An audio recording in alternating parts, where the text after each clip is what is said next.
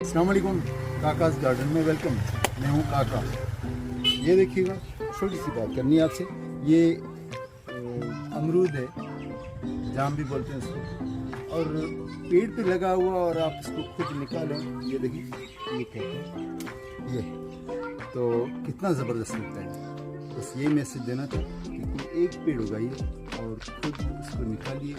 और ये लीमू अभी थोड़ी देर पहले मैंने निकाला था, इसकी कुछ दिन पहले मैंने वीडियो बनाई थी। और ये अमरूद अभी मैंने तोड़ा, तो एक